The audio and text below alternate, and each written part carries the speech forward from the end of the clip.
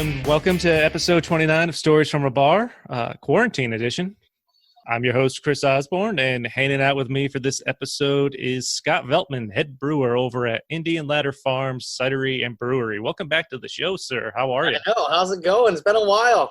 It has. I went back to check. It's been about a year and a half or so since we recorded. That's a long time ago. I know, man. Wow, it went so quick. Right? Well, it's good to be back, man. It's good to see you, Chris. I appreciate you taking the time, hanging out. We both drinking some great beers, I'm sure. What are you drinking there? I am drinking all the juicy things from Unified Beer Works. Nice. I had some of that. Well, I lost track of days at this point. Yeah, right? Recently. It wasn't that long ago. Maybe a few hours ago. It's getting harder to remember. Right? I am actually drinking some Indian Ladder stuff, the trailer IPA you guys have put together. That was just canned up last Tuesday. That's today. Today is the 8th. Yeah, that's great because Megan's got a calendar right here. So today is the 8th of April. So that was done at the last day of March. Nice, super fresh. I like that. Super fresh. We're almost out of it too. Are you really? Yeah. It's I think quite we have tasty. More taste left. Well, I'm super fortunate because I live right by Glenville Beverage. So I don't know if you're familiar with them. It's a bigger beverage center that has an awesome selection from all the local places. So I walked in there the other day, and they had a bunch of Indian Ladder stuff and, of course, stuff from all over. So I saw this. I love the can art, by the way. Yeah, right? So Dietrich Gehring actually made that when I believe he was 4 years old. And that was his old trailer. Yeah, that was his trailer park he lived in. I think it was Bloomingdale? Yeah, Bloomingdale, Indiana. Bloomingdale. And he was trailer, I think it was 78. Wow. Yeah, because it looks like a child's drawing, and yeah, I'm not gonna lie, that's what kind of drew me to it. I don't know what says about me, having never had this beer before. Yeah, it looks like a kid drew all over that can. I want to drink that. Yeah, our can art has been expanding a lot too, which is you guys have some great can art, especially who was the mascot? I forgot the animal's name. Yeah, Rosie. Yeah, rest in peace. Yeah, poor Rosie. She died right around Thanksgiving last year. Yeah, I was gonna say it doesn't seem like that long ago. Like 20. She was 22 years old. I remember going there and seeing Scottish Highlander.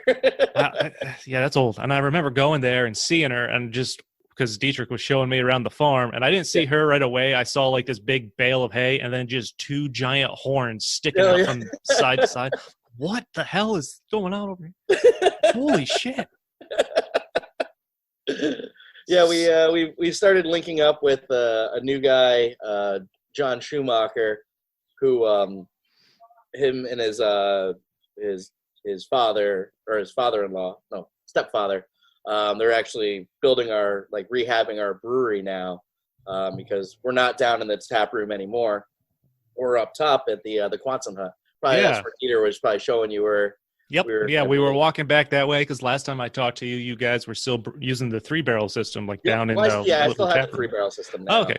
So have you upgraded to a 20? Is that what the plan was? Not yet. We were just actually on the phone probably about 4 hours ago with Melanie Fraunhofer from Fraunhofer Designs about doing the 20-barrel and getting that all squared away. But I'm excited for that. And right now, if we can get in line of everything, we can actually have our 20-barrel here by December, which means I'll be brewing on that as well as the 3-barrel. I'll use the 3-barrel as like a pilot system, or just do like small batch sour beers and whatnot. Yeah.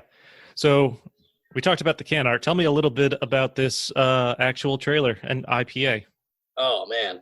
So this new batch right here, you're going to love this. So before all of this happened, I had a couple IPAs in the tank, and I had some really fun names for them, and I couldn't use them because we didn't have labels for them. But and it was funny because the original plan with Trailer is we wanted to make that like a rotating hop blend estate IPA. Yeah. So the base is exactly the same as Trailer, which is just our Synergy malt, which we grow here, and then we have some flaked oats. So last year we also grew Navarro Hullis oats, which are very, very nice, especially in that beer. And yeah, that beer was originally supposed to be called First Time Listener, Long Time Caller. But the thing that makes that beer really cool is some of the blends that I have in here. So I did a first wort edition with some of our nugget hops, and then Whirlpool was Cascade. And then before I transferred into the tank, I dry hopped it with Nugget and our blend of Brewer's Gold and Nugget, which is really cool because I'll get into this a little bit later. Yeah. And then later on it's dry hopped again with more Nugget and our 3 C's blend. And that's kind of like the really cool thing about having, having our own hop yard and whatnot is we can actually spot pick. And especially last year, we did have some issues with disease out there because it was very wet. Mm-hmm. So we were just, some of them had some downy. So it's like, okay, we're going to pop these ones out now. It's like, okay, these Brewer's Gold look really nice, but the ones down at the end look like they could use a little bit more time. So we just kind of like spot picked and just, just grabbed out some little blends. So awesome. We have the BGN blend, which is Brewer's Gold Nugget. We do NBC, which is Nugget, Brewer's Gold, and Crystal. The 3 C's blend, which we do every year, that comes out of the smaller yard behind Dieter's house, which is Cascade, Columbus, and Chinook, which is actually very, very, Chinook. It is a very nice blend, and I love doing all these blends. And last year we grew our first batch of Calypso. So we are the only grower on the East Coast that have a proprietary hop that was grown from Hopsteiner. Oh, wow. So we were doing tests with them and see how it grows out here. Yeah, last year we only put 7 rhizomes in the ground. We got maybe, a few pounds here and there. So we did a blend with Columbus with that one. But right now out in the yard, we went out there before they started throwing down fungicide, and those Calypsos are already like 4 inches out of the ground right now, as well as Chris. Yeah, so we feel we're going to have a nice crop with that, and we put another 37, maybe 40 more rhizomes in the ground to fill out that smaller part of the yard. Mm-hmm. We're going to have a lot of Calypso this year, which is really nice. Awesome. So are you actually out in the fields planting and pulling everything as well? Oh, all right. I'm not doing any of the planting. Okay. I'll be out there, like once I'm done doing because all the hop yard work the major stuff we do is usually later in the afternoon when, the sun starts going down.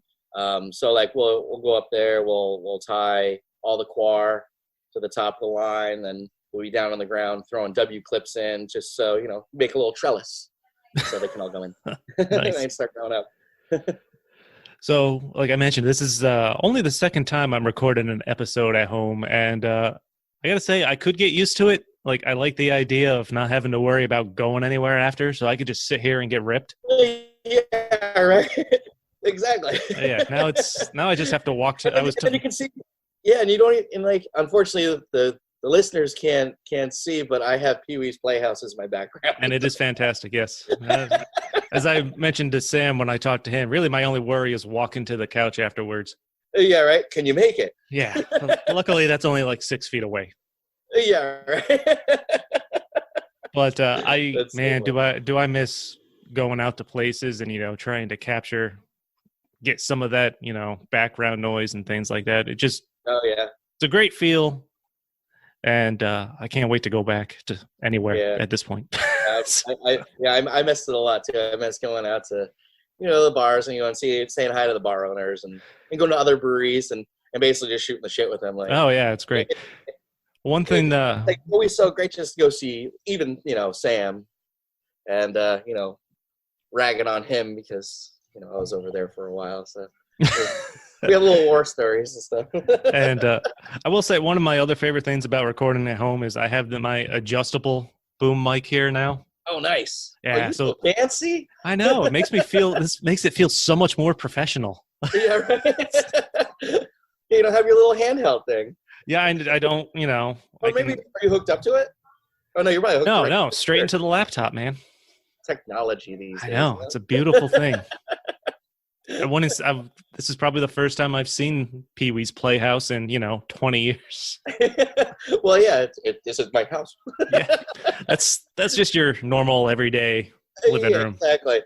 I love the virtual backgrounds. Like we also had when we were zooming with Chris Anderson and his fiance. Chris is a brewer over at Crossroads Brewing Company.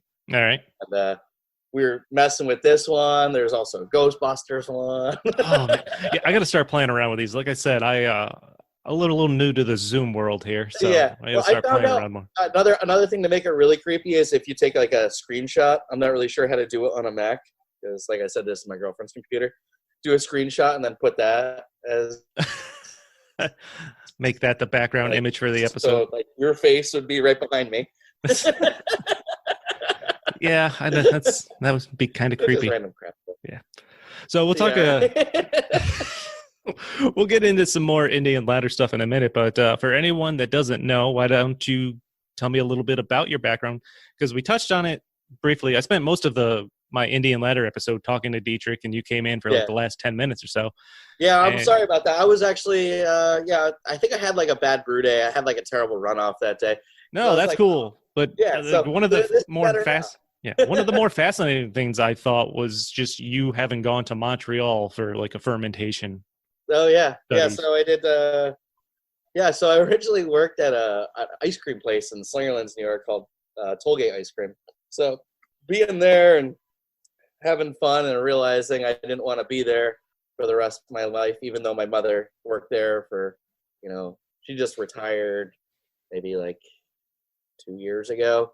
It was her first job when she came into the U.S. She's originally from Thailand. Oh, wow. So she started there back in 79. So, of course, I had to work there. And I stayed there for a while and then, did a lot of home brewing and whatnot. And I'd be at work and I'd be coming up with homebrew recipes.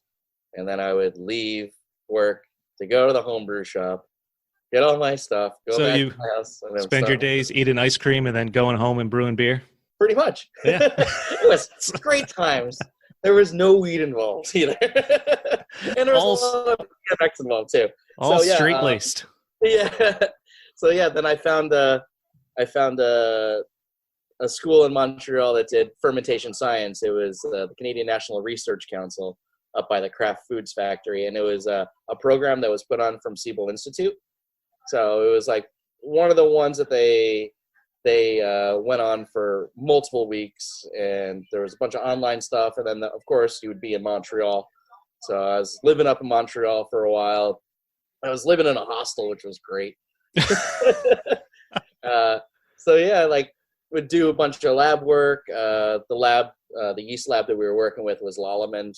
They make a lot of dry yeast as well. Mm-hmm. I think they do some other types of food yeast and stuff like that. Working in the lab, did about 80 hours of lab work and whatnot.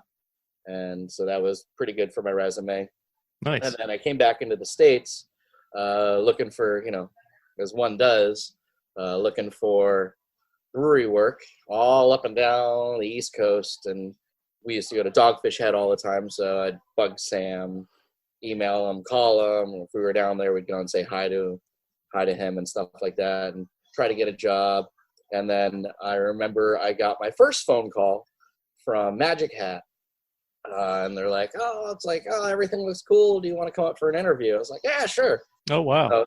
So I go up and do an interview with their QC manager. And at that point, it was Matt Cohen, who now runs Fiddlehead. Oh, really? So he's like, everything looks great. He's like, you're going to make it big in this industry. He's like, but I will say, I won't work here. He's like, I'm about to start my own thing down in Shelburne. So just stay in contact with me. I was like, all right, cool. So I was like, I'll just hang around for a little bit. And then at that point, I was still living in Albany. Mm-hmm. And I was like, I'm going to go out to Ommegang and get some beers and whatnot. And I was like, okay, they have good beer. And I just kept going back and forth. I'd go like 2-3 times a week to go get beer. I still haven't been out there. I want so hopefully this summer, once all this quarantine nonsense lightens up, it's funny to think take a little road trip. Right? This is so funny to think that this all happened about 11 years ago. was going to So, say, this is a while ago. This is when the shop was still in the brewery, which is cool. So, like, I would just keep going back and forth, and then the store manager at the time, Sean Bolger, was like, "Wow, this guy is really persistent. He kind of knows his stuff." I was like, "Well, if he's gonna keep showing up," he's like, "We can get him a part-time gig down here as a tour guide." And that's how you get a job. You just keep showing up and buying stuff. Yeah, pretty much. That's what happened with our with my assistant Alex. You know, he was really. Yeah, he just kept showing up, showed persistence, and then Dieter was like, "Okay, how am I gonna get rid of this guy? Oh, you know what? I'm gonna hire him." And he's like my right-hand man. He's also our cider blender too, which is great. So yeah, like I get hired as a tour guide, and everyone's like, "You're a little overqualified for running tours for this. Like, you have a degree in fermentation science, and we see where you're going with this."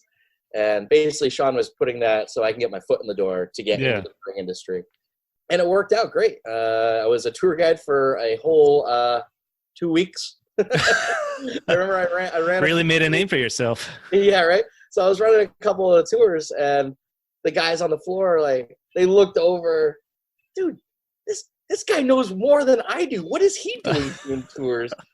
And then I remember I would leave. I would finish my shift, and then that would be around like 6 o'clock, and they would just be finishing up a filtration run with a filter.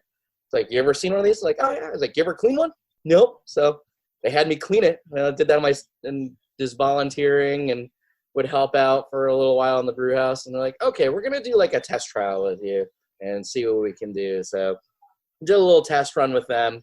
They really liked it, and then I ended up going on a road trip with my buddies, because also before I was a brewer, I was a BMX rider. So we did a whole like New England trip, and I remember riding a skate park in Groton, and I broke my foot.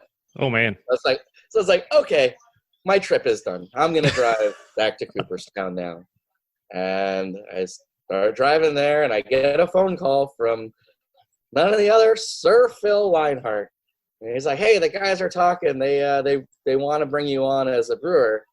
Do you want to come in on Monday?" And it was Sunday, and I was like, yes. I was like, "But there is going to be an issue. I am going to have crutches, and I broke my foot." They're like, "What?" So I still showed up at 6 o'clock, and I was willing to do anything, and I'm hobbling around the brew house, and they're like, "Okay, can you get in this open fermenter?" I was like, "I'll try." And I got in there and cleaned it out with a broken foot. And then they're like, "Wow, this guy." That's dedication. He's got heart. Yeah, he's got heart. So, and then, were you at Ommegang while they were making the Game of Thrones beers and everything? Yep. Actually, I did a lot of the creations of some of those beers. Oh, did you really? Yep. So let's see here. What was the first one? First one was Iron Throne. That was done by my housemate Justin Forsyth, who's actually now the R&D guy. Great guy, aka the Beard. The Beard. Yep. Mine was the Take the Black Stout, which started as a Russian Imperial Stout. We want to do a Belgian Russian, and then we went with the Fire and Blood, which in concept that worked out, and the pilots worked out great. When we did it on full batch, like, it wasn't really what we were looking for, but it's still sold. We de-seeded a bunch of ancho chilies. Like, we would, like, let's see, it would be Beester, Shoik, Beard, myself, and then like some other random person that we'd help out. Oh, we bring in like some of the regulars from the tap room. Yeah. And we would all sit around in a circle and we'd de-seed ancho chilies, which was a lot of fun. And then, that's the fourth one. Fourth one was Valor Margulis. We always thought it'd be really cool just to do Abbey Ale without any spices. Yep. And I love that one. Then we did Three-Eyed Raven, I believe, which was the Black Saison. Yeah. I haven't had them all. I know that. I only ever had like one or two. Yeah, but those are the first five are the ones that I. How were you guys able to, because those were like officially licensed, right? Yeah, so HBO actually came to us. Oh, really? Yeah. Everyone's like, "Oh, you guys must have got in contact with them." It's like, no, we were their number one. They wanted to be a part of that, so. That's amazing. I said no. okay. Hard to say. You can't really say no to that. Yeah, and it was a little bit rough, and it was actually perfect timing too, because the decline of Belgian beer was happening right then. Yep. So we were going from running about 18 brews a week down to 10, and we were running 3 shifts, like pretty much doing 24/7. So we'd pretty much be done brewing by Tuesday night, Wednesday morning. So it's like, shit, what the hell are we gonna do? And then the whole Game of Thrones thing happened.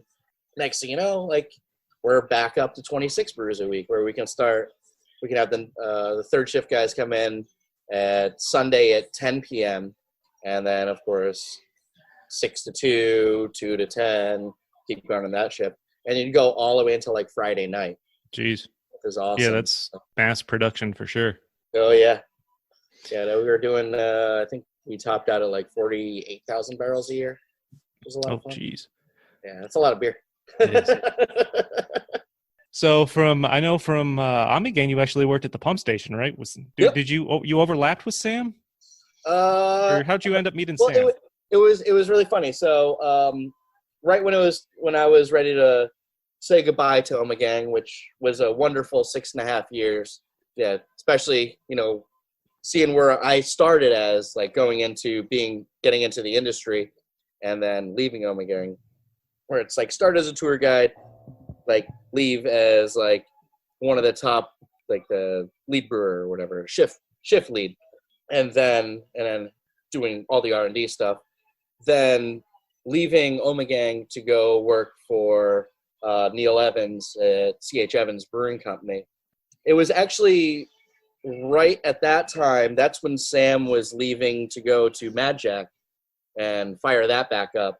Oh yeah. So Ryan called me up.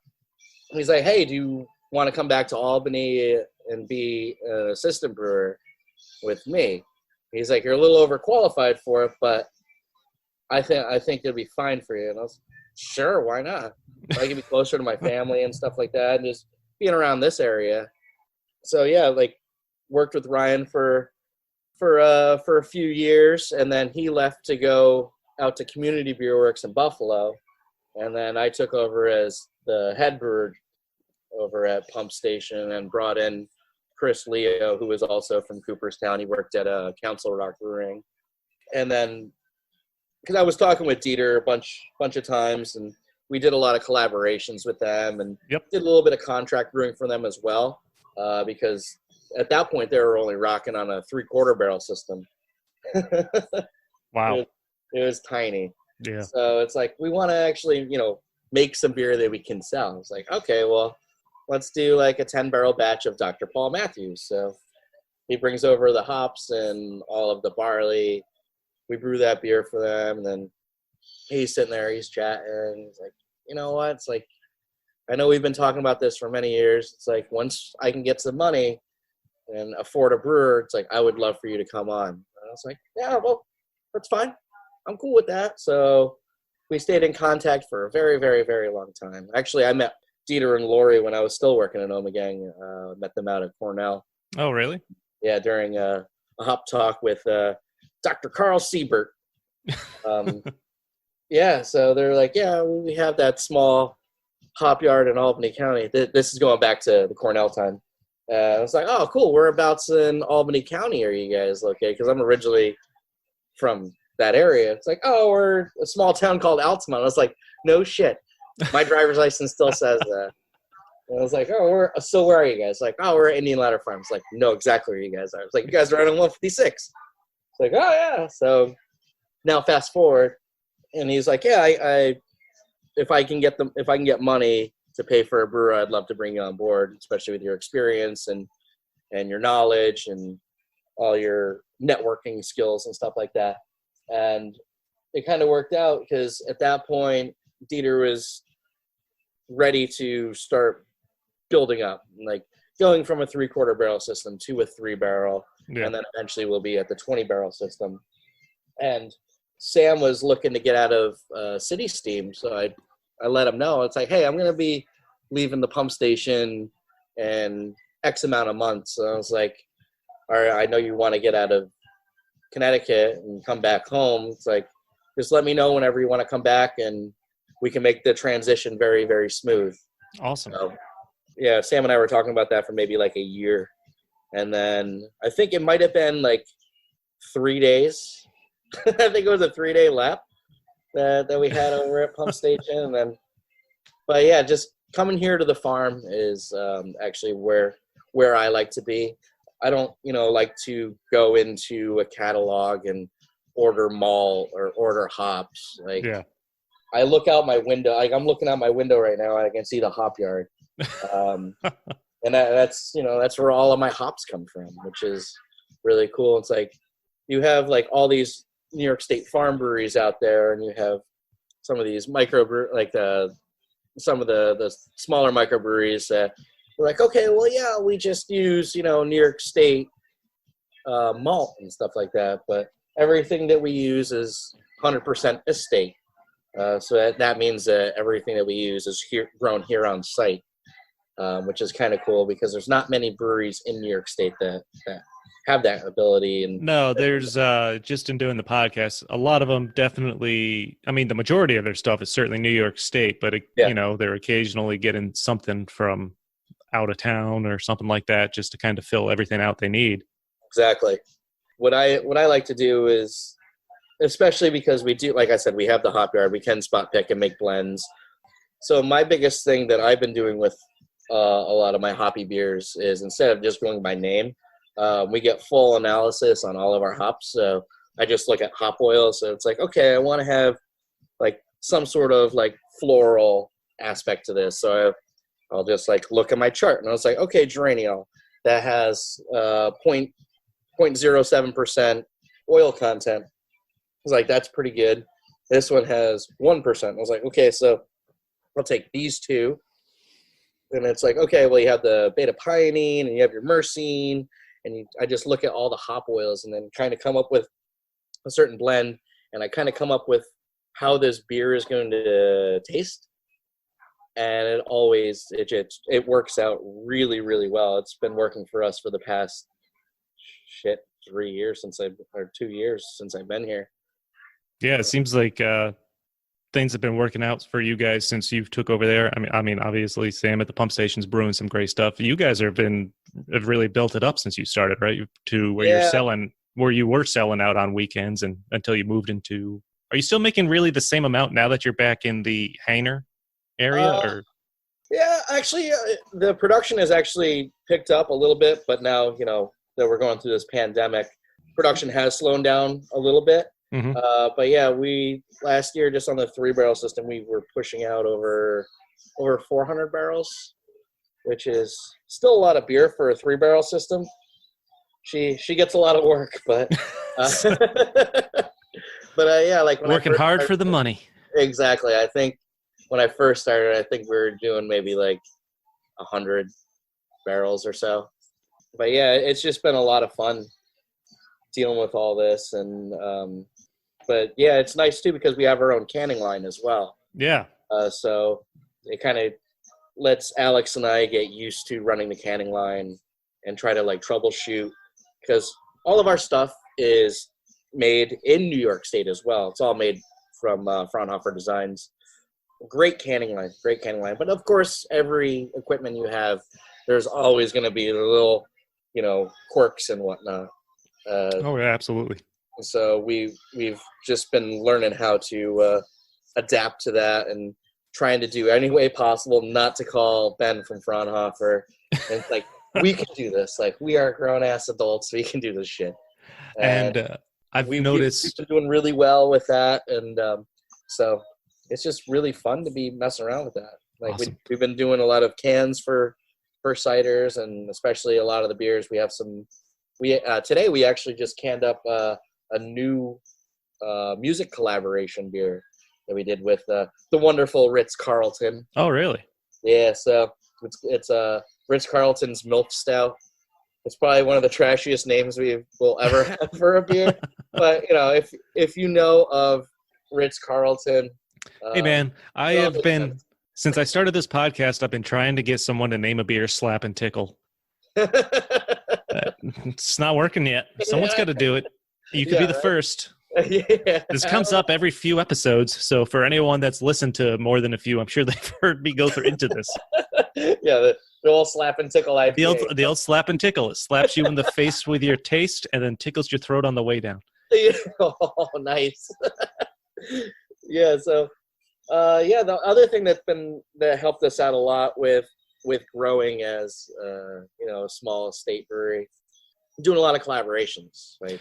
I was going to ask you about that. Just following Indian Ladders collaborations. Yeah, just following the Indian Ladder social media stuff. I mean, you guys get around, man. Mm-hmm. Yeah, anywhere where you think that we won't be, we'll be there. Like we've done. What have been some of your favorites?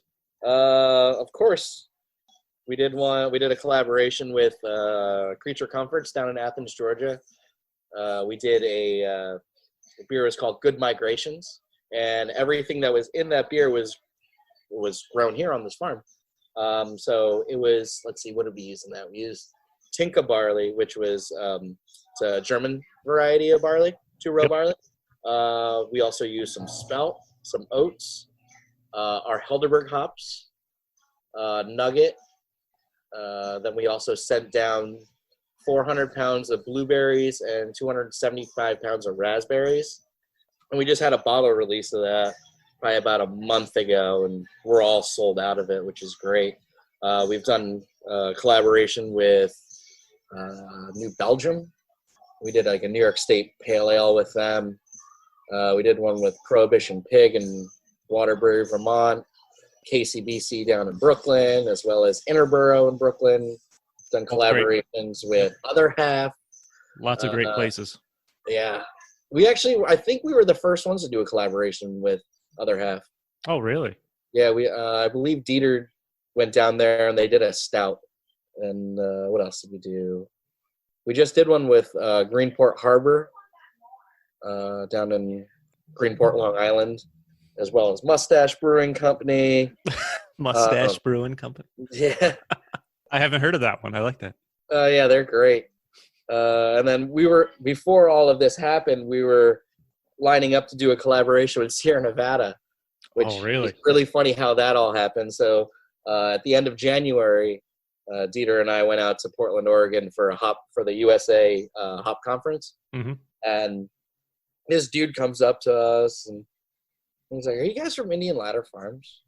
And we look at each other. It's like, we're in Portland, Oregon. It's like, I know it says it right there, but hi, who are you? It's like, no, we hear what you guys are doing with like the whole estate thing in New York State. It's like, that's really awesome. It's like, cool. So who are you? It's like, oh, I'm Bo Bramley. And it's like, oh, cool. So who are you? He's like, I'm the farmer for Sierra Nevada. Oh, wow. So it's like, wait, what? So we just hung out with him all the freaking time when we were out there. And then we were flying down to Santa Rosa so we could do a collaboration with Fog Belt Brewing Company. Yep. Plus Dieter and Alex were going to cider conference in Oakland.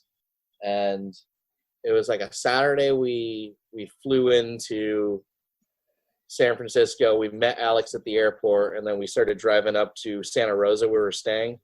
And then the next day we're like, we have a surprise for you. We're not going to tell you where we're going. And then we actually took a 3-hour drive from Santa Rosa to Chico.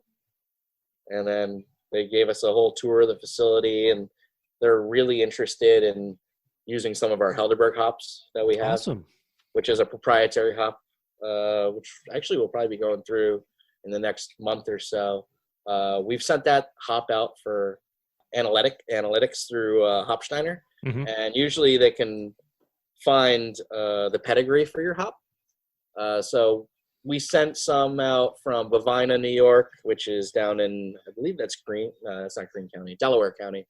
And then Steve Miller gave us some hops from Montgomery County, and then there was some other spot. But they would all come back as like Cluster or Fuggle. Our Helderberg hops came back as an unknown pedigree.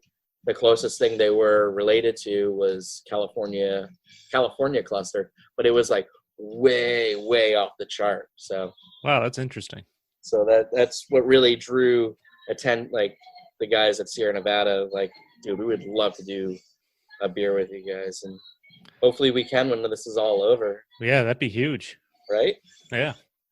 As a small brewery, like, oh, we're just doing a collaboration with, Sierra Nevada. No, I don't think anyone's ever heard of them. No, not at all. Never heard of them. It's pretty amazing. Well, I dropped that. Drop that name right there. Had to pick that up. So everyone go check them out. I think they're probably struggling. Yeah, right. To, really get the name out there. So how are things? Let's talk a little bit about Indian Ladder. How are things? How's life on the farm these days now with all the quarantine and social distancing and things like that? It's really weird. Obviously, a farm is not really a business you can just put on pause. Exactly. Yeah, there's still farming that has to be done. It's very weird. Like, we have our friends that are, we do curbside and we even do deliveries. I'll run your delivery if I'm not brewing or anything like that. That's why one of the reasons I had Sam on. He delivered the beer for me the day really? before. Yeah. Shit, I would. Like, well, let's talk about this beer you just delivered. Yeah, right. But yeah, it's just weird.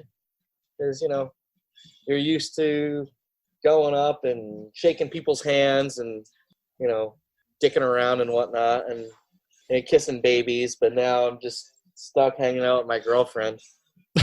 But, like I do see Dieter and I do see Alex pretty much every day. That didn't sound disinterested at all. But yeah, like we have to keep our distance, and it's just really strange because like I'll be delivering to some of our regulars, and it's like I would love to just give you a fist bump or like shake your hand right now and just thank you so much for all the support, especially this time right now. And yeah, it's weird, but the nice thing is it does slow down production for me a lot, which can kind of help me build up a little bit of a schedule, because I like to can once a week, transfer once a week, and then brew once a week. And then I have those other days to go do deliveries or go out in the hop yard and whatnot. So how has life on the road been for you when it comes to deliveries? Oh, it's not bad. Yeah, we only do like I believe it's like a 10-mile radius. So most of it is close, like Del Mar, and we actually had a Niskuna one. Oh, really? On Saturday. Nice. Everyone's like, oh, I don't know, that's kind of far. It's like, whatever.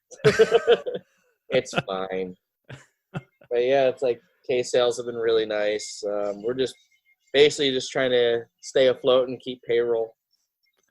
Is there an official rule that when you deliver beer, there has to be some kind of food product?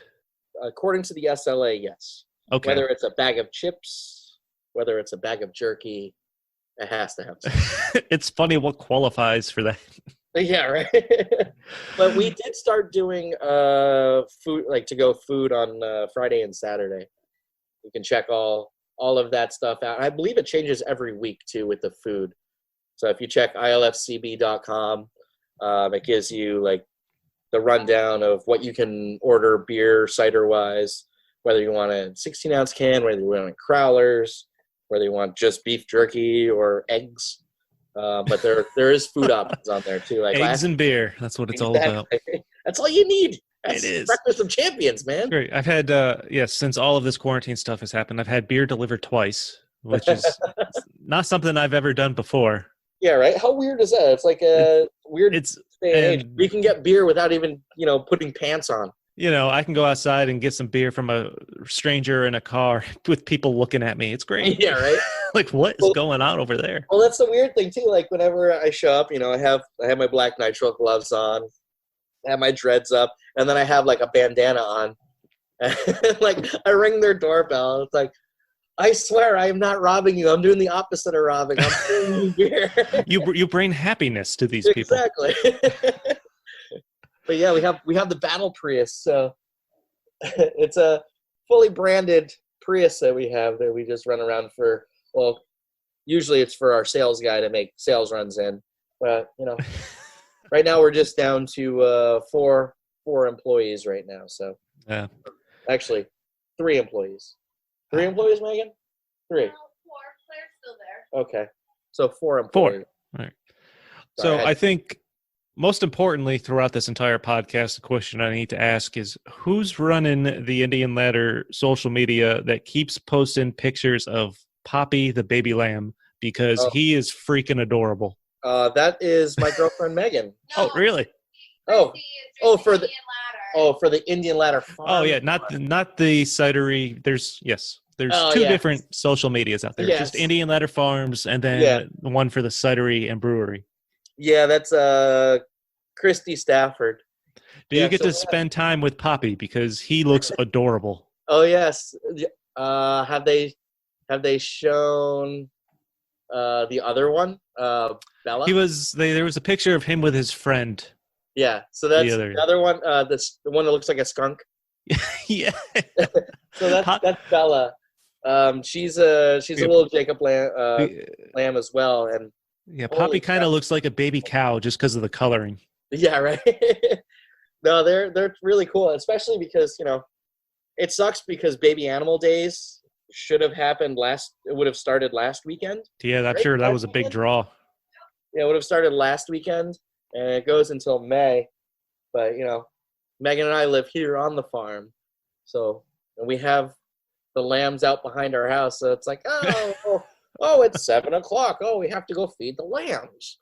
So we go and feed the lambs, or be outside grilling, and then one of the ladies that works for the farm, she's like, Scott, do you want to see the lambs run around? And I was like, hold on, let me get Megan. Running out like a bunch of kids, and they're just having a hoot of a time. A hoot of a time. A hoot of a time. That seems like the proper analogy for the kind of time you would have with baby lambs. Yeah. It is fun. So during these days of quarantine, what are you doing to keep yourself busy while you're at home? Well, what am I doing? Working on any hobbies outside of the farm and brewing? Working on any hobbies? I've been using my pizza oven a lot. Really? I have a little tabletop pizza oven outside. I love that thing. Been watching a lot of YouTube. I started NHL 19 on Xbox. So I can finally play my brother and kick his ass in it. Nice. And now he's like, "Oh, why didn't you get 20?" I was like, "I don't know, because 19 was on sale. I don't know." It's cheaper. Exactly. I gotta learn how to play it first before I can start getting into shit like that. By the time you're ready, 21 will be out, so it doesn't matter. Yeah, exactly. But that's really what I've been doing. But pretty much. I did see a couple pictures you posted. Do you have like your own skate park somewhere set up? No. So, we did a while ago.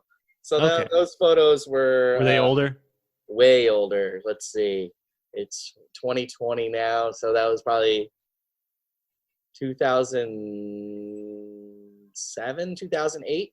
Oh, wow. Like I mentioned before with the whole BMX thing, I used to get flow from a company called FBM Bike Company. Mm-hmm. And they were based out of Johnson City, out by Binghamton. And we also had this really shitty, fun clothing company called Venom. And it was basically, there were a bunch of clothing companies that were around, because that was the big thing to do, back then. Have a t-shirt company.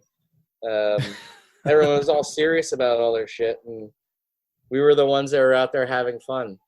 And then my buddy Jake, Dave, Chris, we all got together, and my buddy Jake was like, "Oh, my dad's got this garage out on Pinewood Ave in Troy that is not being used for anything. He said we could put ramps in there." Sweet. All right, let's check it out. So we cleaned it all out, and then we basically built a mini skate park in there. Awesome. And it was like, oh, it's a rainy day. We can't go ride on the street. It's like, oh, let's go ride in the garage. And, of course, in the winter times, it was really tough. We had a bunch of space heaters, and there was a load-bearing post that was knocked out a bunch of times because it's literally in the middle of the room, and that's what holds the roof up. Super convenient. Oh, yeah. I remember coming off that vert wall and then ditching my bike, and I remember watching that post flying out of that thing. In slow motion, I assume? Oh, yes. And the roof dropped about 5 feet. Oh, and I'm not a tall guy. I'm, 5'6", and my head could actually touch the roof. Oh, wow. So it's like, oh, man, it's going to have been really bad. It's not something you want in a skate park. Exactly. That's why it was private, No one had to sign any waivers. It's like, just come and do some work and you can ride it. We had keys for it. It's like, are the keys really effective? Like, just walk through the back door. I did go to a skate park once or twice with my BMX bike when I was young, and I do remember having to sign like a waiver and things like that. Of course, not knowing any better.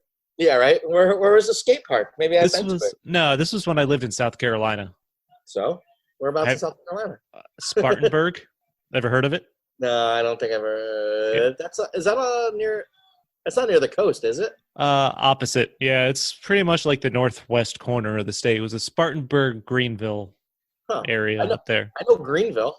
Yep, it was pretty much a neighboring city. That's where Dave Muro was from. Well, that's where he lived. Did he? Yeah. We used to call that Pro Town, USA. Really? Yeah. It was about a 25-minute drive into Greenville from where I lived. Yeah, it seemed like Greenville is a cool place.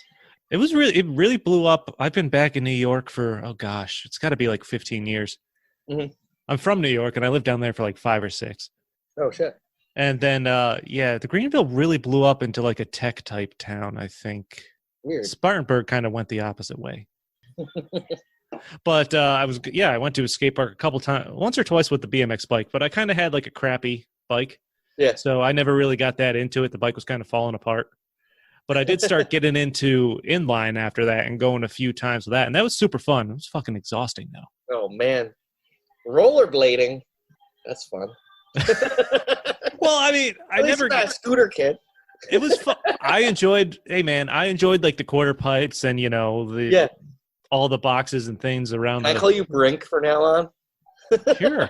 Remember that movie? Was it Airborne? That all sounds familiar. Megan, was that Airborne? Oh. No, that's Air Bud. Same thing. Yeah, same difference. Did the dog wear skates? I'm sure he probably did. Yeah, exactly. In one of those movies. I wouldn't be surprised if they made Air Bud on rollerblades. But yeah, there's got to be like 10 of those movies. He's got to skate in one of them. Yeah. So now I'm just waiting for the weather to get nicer again so I can actually go back out and ride. I've been out a few times last year, but I'm just so busy with everything else.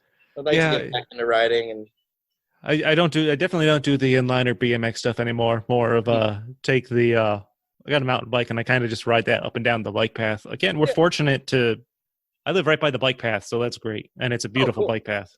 Hells yeah. You go right by the mighty Mohawk, right? Yeah, man. It's a chunk of it runs right along the river. It's great. Nice. Yeah, we got the bike path here in Voorheesville that goes all the way down to the port, I believe. Port of Albany. Yeah, which is great because I think one day Dieter and his son Wolfgang, they wanted to ride the whole rail trail, and of course it's all downhill coming from Voorheesville. So they get down there and they're like, "Oh, let's go to City Beer Hall." So they go to City Beer Hall and then they call up Lori with the. Oh, can you bring a big enough vehicle for our bikes? Because we're just gonna throw our bikes in there. We'll ride back. Because there's no way they're riding back.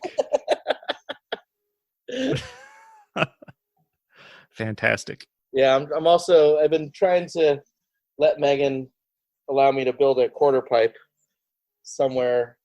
It's probably gonna be up by the brewery if I build a quarter pipe, so that way that'll be a fun addition to the farm. Yeah, right. So that way none of the kids can go and get hurt and get radical. Well, only the brewer. Yeah, after brewing beer all day, and the assistant brewer are the only ones that are allowed to get radical. Yeah, after brewing and tasting beer all day, that's what you want to do. Exactly. Yeah, that's perfect.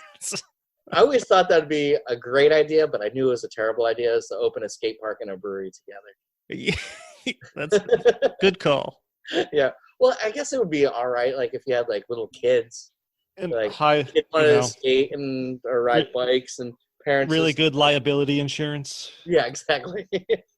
Yeah, just make sure you're not drunk when you go out in the skate park, or if you do, it's after hours. All right. One last question for you. Yeah, dude. Scott's tips for quarantine. Any tips for the people out there as to what they can be doing to fill their time, other than drinking Indian Ladder ciders and beers? Oh God, other than because that is a given. Create start a new hobby, start a new skill. All we're doing is puzzles and YouTubing. All you're doing is puzzles and YouTube, and I hear your girlfriend yell. No, I've been learning how to whittle wood. Yeah, don't let him pretend like he's learning something. I'm still working. But for the listeners, I would say learn a new skill. Like, make the best of a shitty situation, Yeah, man. I keep telling myself I'm going to do that when I'm not working from home, but it usually ends up as Netflix or video games. Yeah, right. Well, don't worry. Tomorrow is going to be Thursday. It'll be April 9th. It's going to be rainy out, so you'll be able to get some video games in too. I'm fortunate enough that I actually I am still working through all this, or at least I go into the office 2 days a week, and tomorrow's one of the days I work. So yeah, right on. Yeah. So I think that's at least probably you're still working. Yes. At least you still have a job, so that's very fortunate. Oh yeah, absolutely. It's interesting times we live in. Mm-hmm. And it seems like a great place to start wrapping things up. Absolutely, yeah, right. And start cooking good food too. Yeah, it'd be a great time to learn to cook, but I'm still eating shit. Still eating shit. Ramen noodles. The usual crap I would eat on a weekend, probably. Right? Yeah. Like the other night, I marinated some chicken and some fish sauce and white pepper and saffron and served that with jasmine rice and just put that on the grill. That was great. Yeah, man, I've definitely been marinating a lot of chicken. Yeah, we have a lot of chicken as well. Megan was trying to figure out what the hell we're going to do with chicken tonight. And I think she got our Aunt Jemima thing on, so she looks like we're going to do Southern fried chicken tonight. There you go. Country fried chicken. Country fried chicken. She want to do Nashville hot chicken. All right. But yeah, we and also on the pizza oven, like making Taylor ham pizza, amazing. Oh man, maybe I should get a pizza oven. That'd be great to play around with. Yeah, I don't know how much it is, but I have myself an uni, which was actually a housewarming gift from Megan's parents. Oh, fun fact: Megan's brother is brews for artisanal. Really? Yeah. Yeah. Have you met Adam before? Haven't. Maybe I crossed paths with him. I went and did an episode there with Kurt. Mad Jack also. Really? With Brian.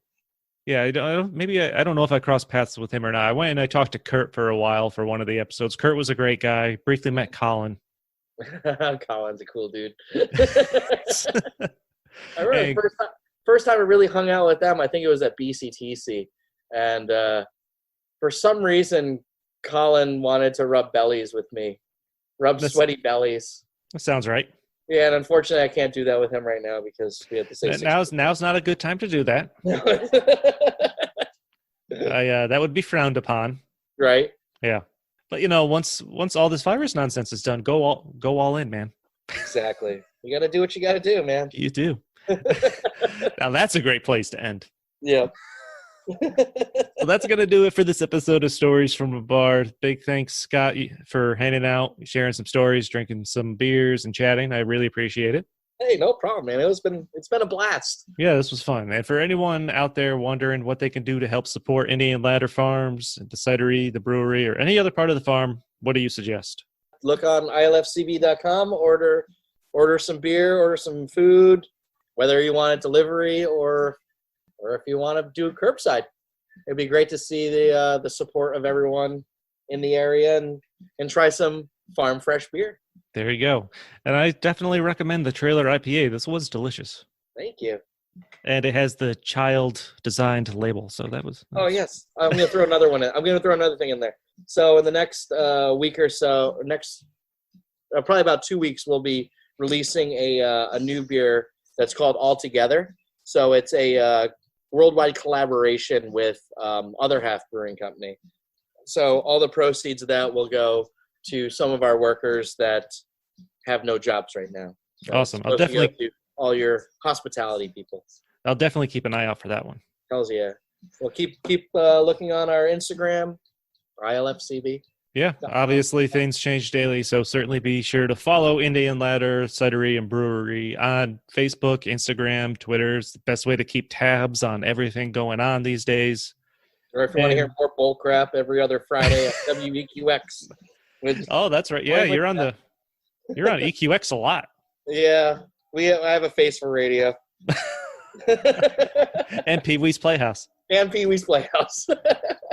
And for anyone interested in hearing or learning any more cool info about Indian Ladder Farms in general, certainly go back and check out episode 10, where I sat down with Dietrich and Scott for a little bit to talk all about the farm, a little bit about the history, and just cool stuff in general.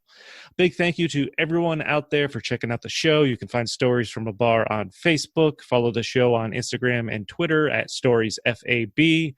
And of course, you can find the episodes on Apple and Google Podcasts, Podbean, Stitcher, Spotify, YouTube, pretty much the usual places you would go to find a podcast. So be sure to subscribe, and even more importantly, leave fantastic reviews. It's always greatly appreciated. So until next time, cheers. Cheers, buddy.